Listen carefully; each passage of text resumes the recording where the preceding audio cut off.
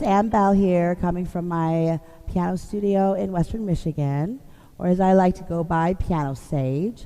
I am a piano teacher and professional musician, pianist, and I'm making tutorial videos to help people who want to start music and piano. And one of the first things you want, now that you've decided to become a pianist or keyboardist, is to learn how to sit and use your hand properly at the piano. Proper posture and hand shape is extremely important when you first learn your instrument. And a lot of it's becoming comfortable with the instrument and your body being comfortable playing the instrument. Please be aware of your age, where you're developing. If you're younger, you're going to grow every day. You're going to have to adjust your bench every day, your posture every day. Adults that are starting, one obstacle I run into is being tight, especially when you're trying something new. Most people, they tighten up because they're nervous, and so you have to really actively teach yourself how to relax, which is one of the many things that music helps teach you. So first, to start off, when we sit down at the piano, we want to make sure we sit on our piano bench, and you want to make sure it's not too far away from, or kind of far away from not too close to the piano. So when I sit down at the edge of the piano, and my feet are nice and flat. I'm going to put my knees hips length away from each other so I can really pivot myself. So if you want to sit on your spine and you want a tall back, not tight, just a tall back with relaxed shoulders. A lot of people think it's just our fingers that we use when we play piano, but you use your whole body, especially all the way up your arm. You use your wrist pretty much almost more than you use your fingers. You use your back. There's so much you use when you play the piano, your whole body. It's a workout. So we make sure our back's straight, our bum is up. Try not to move your bum around. If you need to move, you move your torso. If you are a young kid or you're working with a young kid and their feet does not go to the floor, please invest in a stool. You want their feet nice and flat because that way they can position themselves properly to make the best sounds. Good posture, good hand shape produces the best sounds. And as I say, everything we do in music needs to be musical and gorgeous. Also, disclaimer, if you do not work on this and you are too tight while you play, one, it will affect your sound. Two, you will not be able to get to the notes and as fast as you want to. Speed comes from comfort and being relaxed, and also you can injure yourself. I'm not a doctor, but there are things out there, tendonitis, carpal tunnel, that you want to be aware of, and it affects everything when you use your hand. So please take hand shape seriously. So we got our body ready, we got our shoulders relaxed. You want to make sure, especially this part of your shoulders relaxed. Now let's talk about our fingers. So we all have 10 fingers. Each finger's got a finger number. So when you are following fingering, you got to memorize that. So thumbs are 1. These are 2, 3, 4, and 5. If you are a young child, or you are working with a young child, please work with them on right hand, left hand, and drilling those finger numbers. But you want them to memorize for in the future when we talk about where to put our fingers, what fingers goes where.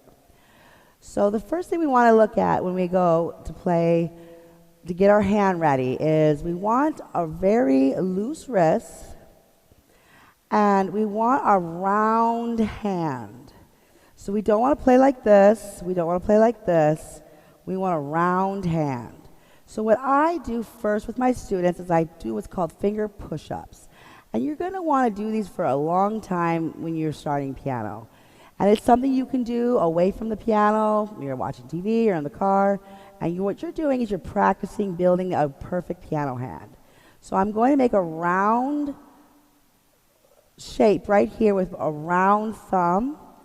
We have 3 joints in our fingers. We want them all to be curved. So I'm going to practice pushing down slowly on my thumb and making sure that this finger does not buckle. You don't want that.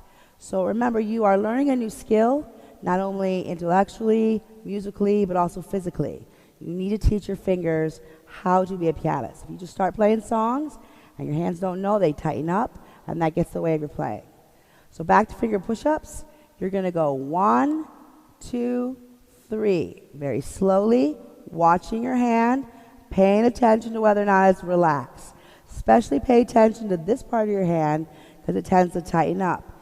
If your fingers fly up, then you're too tight. So the goal is to push down. It's harder than it looks, but once you get the knack of it, it's easy. And not let your hand fly up. So you push 1, 2, 3, switch to the next finger. 1, 2, 3, switch to the next finger. 1, 2, 3, switch to the next finger. 1, 2, 3. And then you do the same thing in your left hand. Do it slowly, do it hand separate. So now that you've got your finger push-ups, you want to just do those every day, strengthen those fingers. You want to be able to push down pretty hard and not buckle those joints.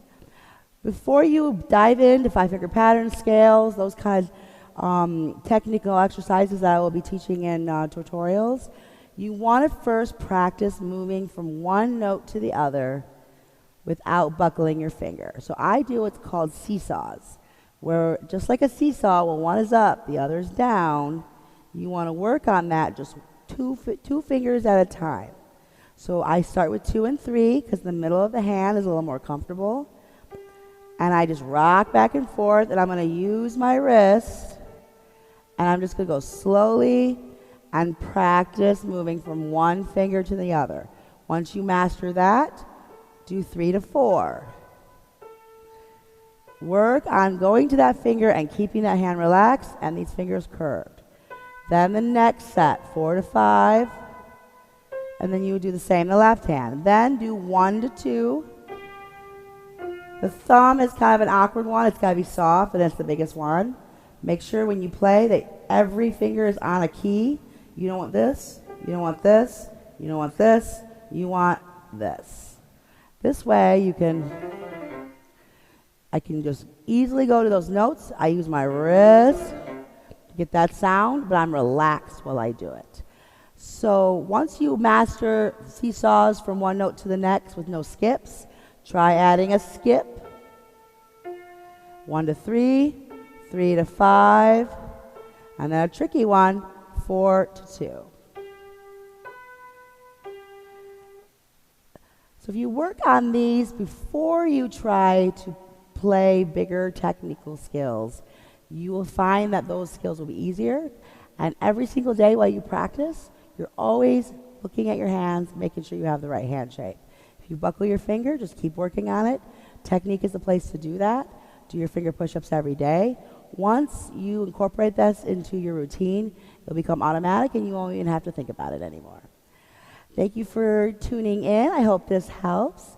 I'm Ann Bell. You can contact me on Ann Bell Facebook, Ann Bell Piano Studio. I also have my YouTube channel, Piano Sage. If you would like to throw me tips for my videos, Cash App, # Piano Sage. Also, if you have any questions or requests for videos, please let me know. I'd be happy to do that for you. I'm also available for lessons. Signing out, and happy music making. Thank you.